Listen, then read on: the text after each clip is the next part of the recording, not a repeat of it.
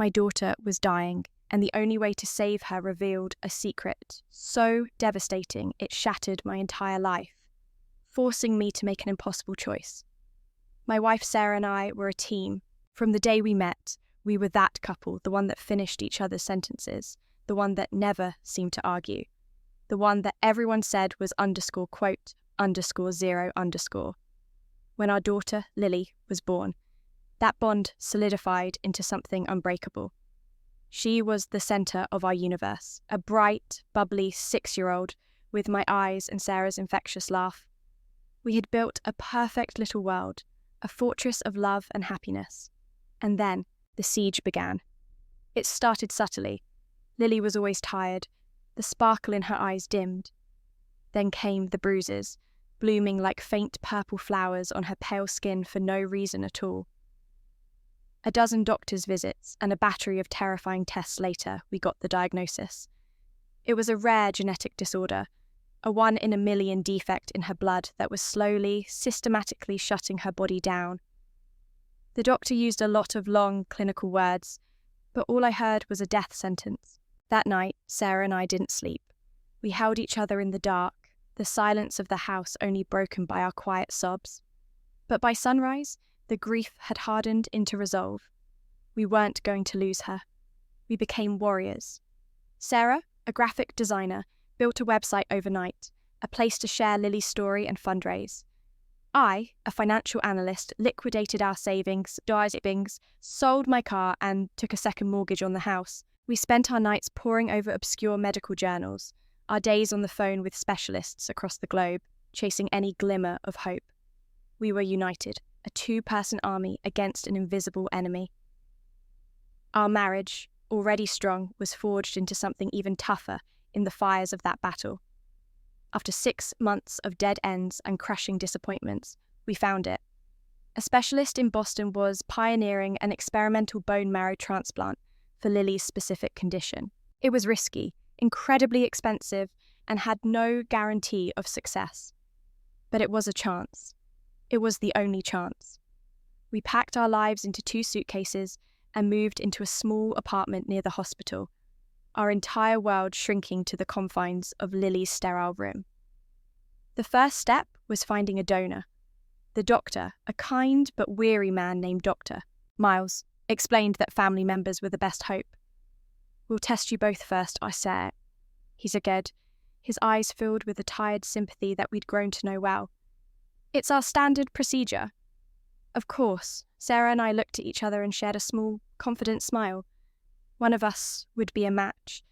It felt like a certainty, a small piece of cosmic justice owed to us after everything we'd been through.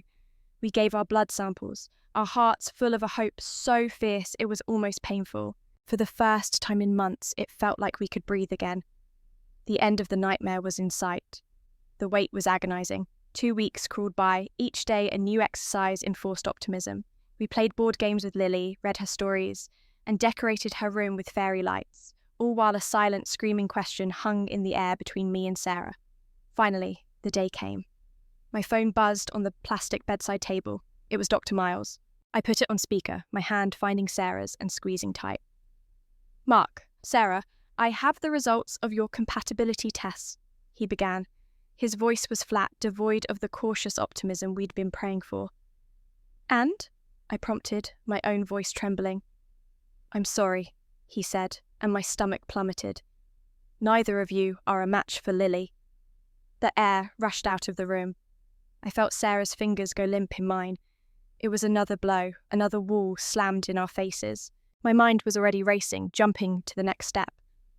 "Okay," I said, my voice strained. "Okay, so, what's next? We test our siblings, her cousins. We go to the National Registry, right?" There was a long, heavy pause on the other end of the line. It was too long. It was the kind of pause that precedes something far worse than bad news. "Mark," Dr. Miles said, and his tone had shifted. It was no longer just sympathetic. It was careful, clinical, and deeply, deeply uncomfortable. "There's something else, an anomaly in the data we need to discuss. When we run these compatibility tests, we also confirm parentage as a genetic baseline." He took a breath. Sarah's test confirmed she is, without question, Lily's biological mother. I waited for him to continue, a cold dread coiling in my gut. Why would he even need to say that? Why phrase it that way? Mark, he said again, his voice dropping lower. Your test results came back too, and, according to the genetic markers, there is a 0% probability that you are Lily's father. The phone slipped from my grasp, clattering onto the cheap linoleum floor. The doctor's voice was a distant echo, but the words quote 12 were branded into my brain, sizzling like a fresh wound. I stared at Sarah. The entire world, our entire life, had just tilted on its axis, and I was desperately trying to find my footing. I needed her to be outraged. I needed her to grab the phone and scream at the doctor, to call him incompetent, to demand they rerun the tests. I needed her to be my wife, my partner, my teammate in our two-person army. But she wasn't. Her face, which I had studied and memorized over 10 years, was a mask of utter devastation I had never seen before. It wasn't the shock of a mistake. It was the terror of discovery. Her skin was ashen, her eyes wide with a horrifying, familiar guilt. She wouldn't meet my gaze. She just stared at the wall behind me, her hands twisting in her lap, her knuckles white, and in that sickening, heart-stopping silence, I knew. The doctor wasn't wrong. The lab hadn't made a mistake. My perfect marriage, the fortress I had built my life around, was a lie. The foundation was sand, and the tide was coming in. Sarah, I whispered, my voice a dry, cracking thing. What is he talking about? It was a plea.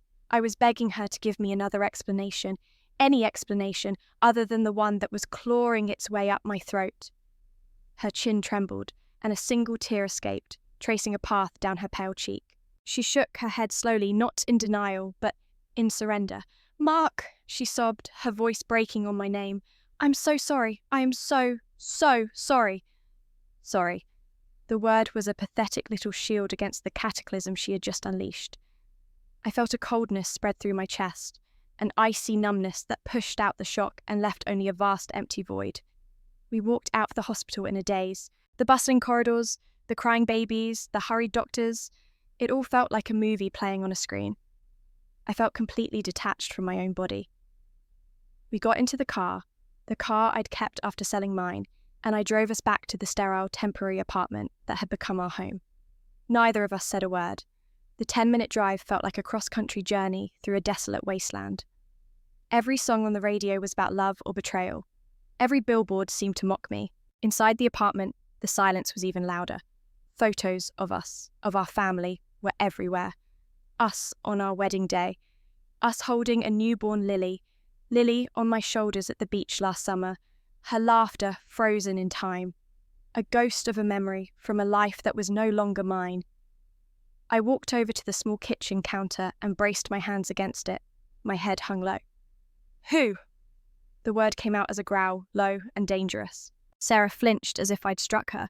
Mark, please, don't, I snapped, turning to face her. The numbness was receding, replaced by a white-hot rage. Don't you dare say please to me. Our daughter, my daughter, is lying in a hospital bed, and her life might depend on finding a genetic match. And it turns out her best chance might be the man you cheated on me with. So I'm going to ask you again. Who is he? She was a wreck, her body racked with sobs. It was a long time ago, before we were even married. It was a mistake. One stupid, awful mistake. I don't care about your mistake right now, I roared, the sound echoing in the small apartment. I care about Lily. We need to find him. Now, give me a name, Sarah. She looked up at me, her face a mess of tears and mascara. Her expression was pure terror. I can't, she whispered. You can't? I took a step toward her, my fists clenched. What do you mean, you can't? You don't know who he is? Was it just some random stranger? The thought was a fresh wave of nausea.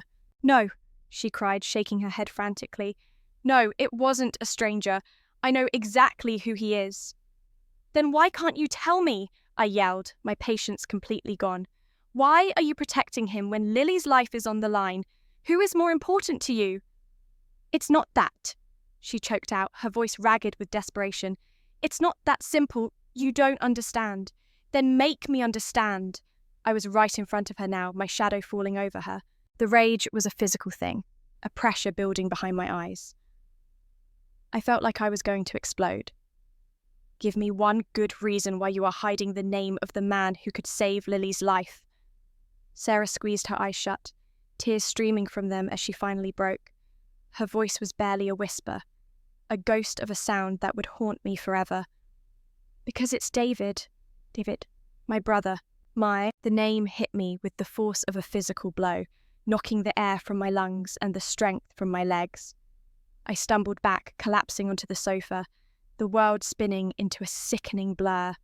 David, my younger brother, my best friend, my best man. The man who had held Lily as a baby and sworn he'd protect her with his life. It wasn't just a betrayal, it was an amputation. Two of the most important people in my life had severed themselves from me, leaving a phantom limb of a past that now ached with a pain I didn't know was possible. The rage that had sustained me evaporated, leaving behind a hollow, desolate grief. I don't know how long I sat there. Hours, maybe. Sarah tried to speak, to offer broken apologies and incoherent explanations about a drunken night of foolish comfort after a huge fight we'd had years ago, but I couldn't hear her. The words were just noise. All I could see were flashes of memories, now tainted and grotesque. David teaching Lily to ride her bike, Sarah and David laughing together at family dinners. Every shared look, every inside joke, was now a clue to a conspiracy that had been hiding in plain sight. My entire family was a lie. But then, an image of Lily in her hospital bed, small and pale, cut through the fog. Her life still hung in the balance. My pain, my rage, my shattered heart, none of it mattered as much as she did. I looked up at Sarah, my face a cold, hard mask. "Call him," I said, my voice devoid of any emotion. "Tell him to get on the next flight to Boston." The phone call was a clipped, terse exchange that I listened to from the other room. There was no argument. David simply said, "I'll be there tomorrow." The conversation between Sarah and me was over. Our marriage was a casualty of this war, a ruin we would have to sift through later. For now, there was only one mission: save Lily. David arrived the next day, his face etched with a guilt so profound he couldn't meet my eyes. The confrontation was brutally simple. "Quote 39, I asked, standing in the sterile apartment hallway. He nodded, his jaw tight. "Quote 40, I said, turning my back on him. There would be a reckoning, but not now. Now, he was just a potential donor. He was a bag of bone marrow, nothing more. The wait for David's test results was a new kind of torture. It was a week spent in near total silence. Sarah and I moved around each other like ghosts in the small apartment, our shared grief for our daughter, the only thing tethering us to the same space. I slept on the couch.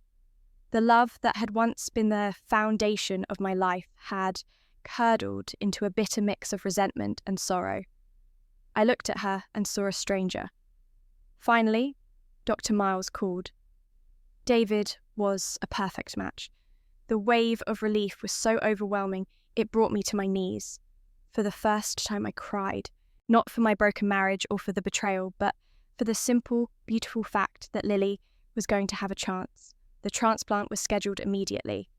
The procedure was long and harrowing, a delicate dance of science and hope.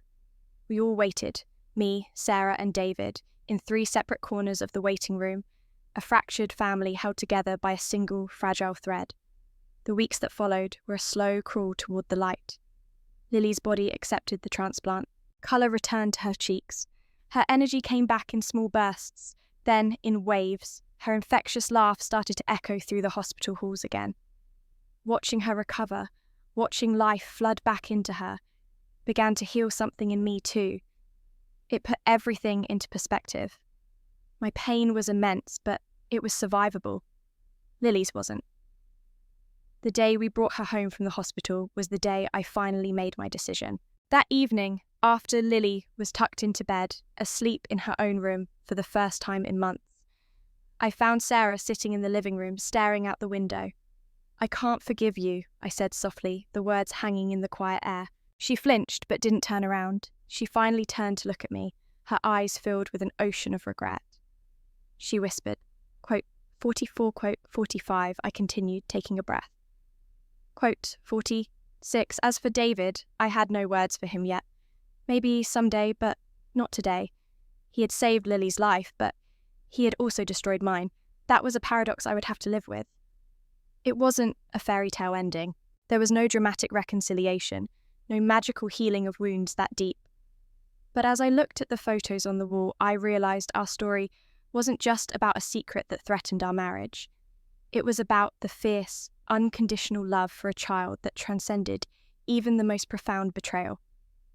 We had fought for our daughter, and in the end, we had won.